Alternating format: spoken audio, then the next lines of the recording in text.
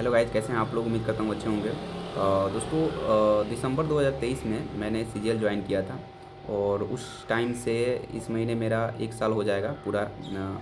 As an accountant join किया था मैं सीएजी डिपार्टमेंट में।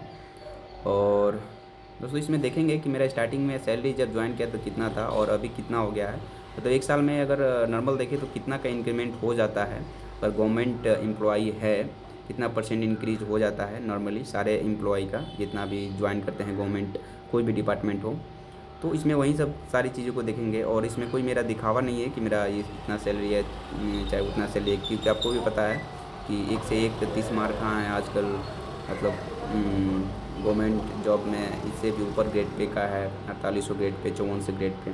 तो इसमें मेरा दिखावा कोई ये नहीं है। ठीक है दोस्तों, इसमें आपको कुछ ना कुछ नॉलेज गेन होगा इसे और थोड़ा थोड़ा मोटिवेशन भी मिलेगा आपको। क्यों? क्योंकि मैं जहाँ तक जानता हूँ कि जो थोड़ा टेम्प्रोरी मोटिवेशन होता है, जैसे आप पढ़ नहीं रहे हैं ये सब देख लेंगे तो पढ़ने का मन करेगा चाहे कुछ भी। ऐसे तो आपका इंटरनल जो इंट्रिंसिक मोटिवेशन होता है कि मतलब जो आपका गोल है क्यों पढ़ाई कर रहे हैं वो मेन होता है, लेकिन ये जो है टेम्प्रोरी होता है। तो इतना भी चलता है, ज़्यादा टाइम नहीं लूँगा आपका, 5 से 6 मिनट में हो जाएगा। ठीक है दोस्तों, तो चलिए चलते हैं। सबसे पहले देखते हैं कि मेरा बेसिक पे कितना है। और अकाउंटेंट एज एन अकाउंटेंट में ज्वाइन किया हूँ दोस्तों। और इसको थोड़ा छोटा कर देते हैं। और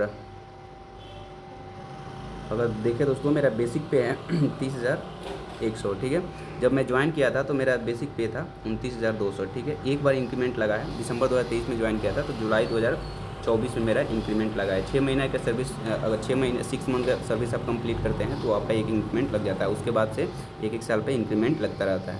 ठीक है, ध्यान से सुनिएगा, सब आपके काम के हैं अगर आप गवर्नमेंट डिपार्टमेंट में है या आने वाले हैं तो। ठीक है, फिर डी ए होता है डियरनेस अलाउंस।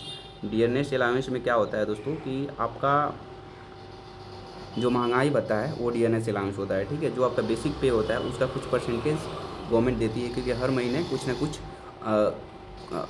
6 महीने पे कुछ ना कुछ डीए बढ़ता है, तो उसके आधार पे आपका देखा जाता है। ठीक है दोस्तों, तो जैसे कि अभी के टाइम पे अगर आपका डीए देखें तो 53% चल रहा है। ठीक है, जो कि जीरो से स्टार्ट होके चलता आ रहा है। 2016 में था जो डीए, उसके अनुसार अभी तक 2024 में 53% हो गया। ठीक है दोस्तों, अभी गवर्नमेंट बोली थी मर्ज, मतलब कि पहले का रूल था कि अगर 50 से क्रॉस हो जाए तो मर्ज हो जाता है डीए और बेसिक पे। जैसे कि मेरा बेसिक पे इतना है और डीए अभी दिखा देता हूँ दोस्तों, मेरा डीए कितना मिलता है। डीए आपका मिलता है 15,553। तो 953 ये दोनों को जोड़ देंगे तो वो मर्ज हो जाएगा, तो ऐसे वो आपका बेसिक पे बन जाएगा, फिर से आपका डीए स्टार्ट होगा। लेकिन ऐसा अभी हुआ नहीं है, कोई गवर्नमेंट का नोटिस नहीं है, लेकिन होगा आने वाले टाइम में, क्योंकि ये 7th पे कमीशन जब आया था उसी में ये रूल था। गवर्नमेंट ऑफ इंडिया का ये रूल है। ठीक है, एचआरए जो है, एचआरए आपको पता होगा जो कि हर एक सिटी का अलग अलग होता है। तो एचआरए जो है हमारा मिलता है 30% एक सिटी में। ठीक है, 30% मिलता है, तो आप बेसिक पे के 30% निकालेंगे तो आपका 9,030 आ जाएगा। ठीक है, हर एक सिटी का अलग अलग है। जैसे वाई सिटी का 20% है, एक सिटी का 10% है। मैक्सिमम गवर्नमेंट डिपार्टमेंट जो है वाई सिटी और एक सिटी में आते हैं। ठीक है दोस्तों, तो ये हो गया हमारा एचआरए। अगर दोस्तों तीसरा देखें टीपीटी अलाउंस मेरा कितना होता है, तो टीपीटी अलाउंस का क्या रूल होता है देख लीजिएगा। जो आपका 3rd से 8th के बीच में ग्रेड पे के बीच में, मतलब लेवल के बीच में आते हैं, उनका जो टीपीटी अलाउंस होता है 3600 और प्लस में इस पर जो डीए मिलता है। ठीक है, तो जो 3600 हुआ इसका डीए 53% 3600 का निकाल दीजिए तो 1900 कुछ आएगा, और दोनों को जोड़कर आपका 5508 हो जाएगा। ठीक है, यानी 1908 आएगा। और 1 और 2 जो लेवल में आते हैं उनका 1800 और प्लस में डीए मिलता है। ठीक है, तो ये अलग अलग डिपार्टमेंट का, मतलब अलग अलग लेवल का अलग अलग है। इससे ऊपर जाएंगे तो 5400 प्लस डीए होता है, लेवल 8 से ऊपर जाएंगे तो।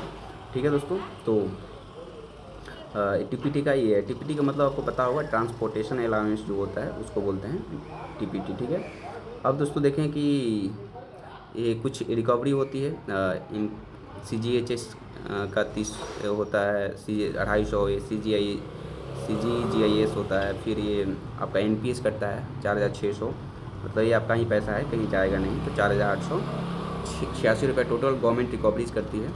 और अगर टोटल इमोल्यूमेंट देखें तो 60,500 आपका टोटल इमोल्यूमेंट होता है, मतलब टोटल आपका बनता है 60,500। ठीक है दोस्तों, तो इतना अभी मेरा, और स्टार्टिंग में जब मैं ज्वाइन किया था तो मेरा कुछ 55,000 के करीब बन रहा था।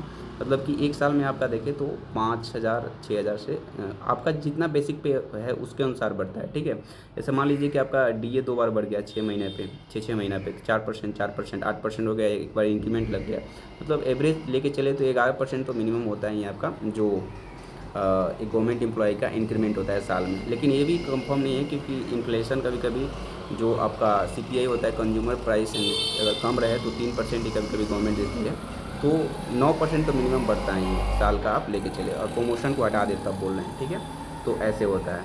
अगर दोस्तों देखिए टोटल एमोल्यूमेंट मैं बता दिया 60,000 के करीब बन रहा है। अगर हमारे खाता में, मेरे खाता में कितना अमाउंट आता है कटने के बाद, जो हमारा एनपीएस कटता है पेंशन के लिए कटता है, तो उसका कटने के बाद मेरे खाता में आता है दोस्तों 55,475 रुपये, ठीक है।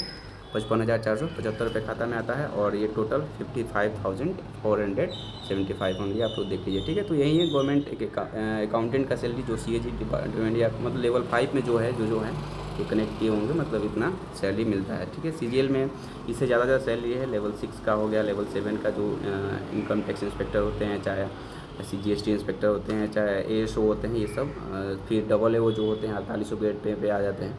तो सीजीएल से आप यहाँ तक जा सकते हैं, ठीक है दोस्तों। और प्रमोशन से इसके बाद 54 ग्रेड पे आ जाता है, और ये सब हो जाता है, ठीक है। आईएएस आईपीएस का ये सब 54 ग्रेड पे होता है, ठीक है दोस्तों। तो यही था। Thank you for watching. अगर आपको लोग अच्छा लगा वीडियो तो लाइक कर दीजिएगा, and subscribe to my channel. Bye. And most important thing for you that be concentrate to your goal.